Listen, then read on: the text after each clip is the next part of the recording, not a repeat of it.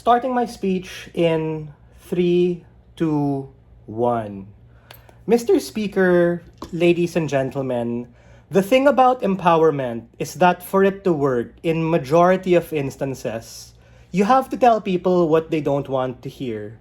And in many cases, that causes you to go against the grain in order to be a dissenting voice of change as opposed to conforming with the majoritarian ideas that exist in status quo. On-side opposition, you merely have an illusion of effectiveness, when the pursuit of that desirability is the primary lens in which you look at empowerment. My points of information to opening opposition were quite important and crucial because we have to understand this is a value judgment debate, and the need for empowerment presupposes that you are not empowered yet, or the degree of power you have still needs an extra push, and that is not likely to happen on their side of the house. This implies a certain systemic or structural barrier within the movement.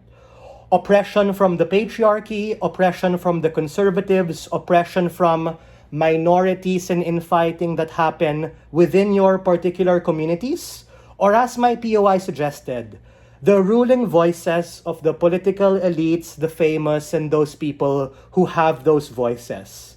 This in and of itself undermines the intersectionality of these different movements because we have to understand these movements are not monolithic, they exist in a spectrum. Hinging your position on desirability is a perverse and unstrategic genuflection to these groups in power, and as a consequence, there is no true change or no true empowerment. I have a few strategic observations of top half clash.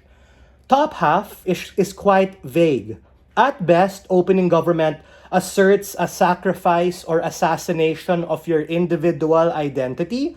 Opening opposition talks about the need to conform and fit in, and talk about the need for validation. These are true in a vacuum, but we need to be able to look at the big picture of the macro in terms of why we're having this debate and what this debate really is about. The heart of this debate is about empowerment of individuals and social movements of which these individuals are a part of, or these individuals eventually become influencers, community leaders, and even heads of particular strands of those movements.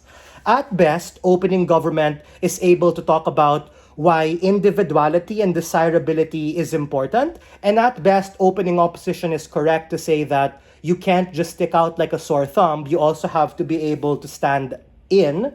But more than that, more than individualism, the heart of this debate is about empowerment, and we think that the flip to opening opposition is that radicalization and being able to get stuck in the sauce and drink the Kool-Aid of all those people in power is likely to happen when the pursuit of desirability probably comes as a prior thing that you have to do, as opposed to something like empowerment, which goes against the grain.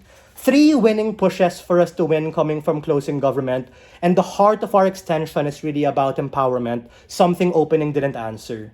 Number 1, what is empowerment for? And I'm going to talk about and tie back to what I talked about in my pre-oration, a discussion of structural barriers and challenges that we face in status quo. Number 2, why the pursuit of desirability is incompatible and incongruent with wanting to make the change that they want in terms of the progress of trying to be able to challenge certain structures. And thirdly, and most importantly, how can empowerment for individuals and for these groups really be able to help specific social movements and causes? Like, this is more than just an individual trying to impress his crush in a gym. This is about very tangible movements like the feminist movement, the queer movement, and the environmental movement.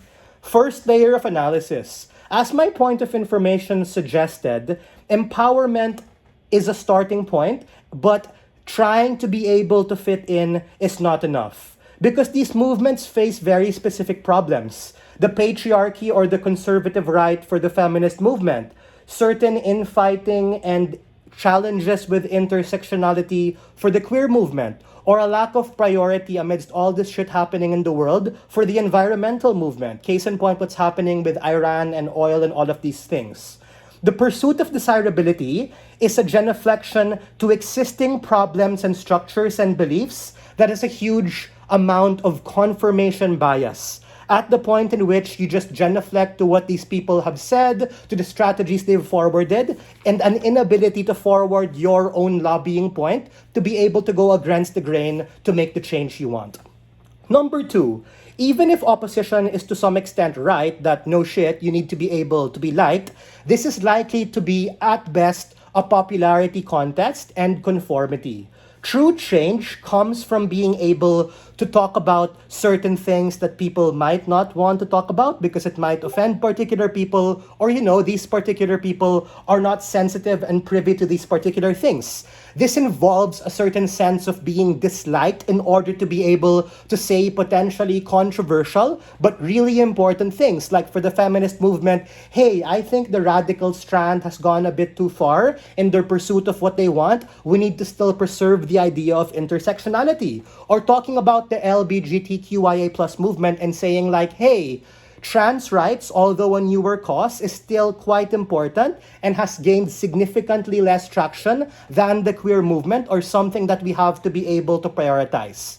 These round-winning questions are likely not to be asked on side opposition at the point in which your primary motivation and desire is to be able to fit in and likely fit in to that majoritarian standard. Thirdly, the biggest impact here is that true empowerment and change comes from being disliked.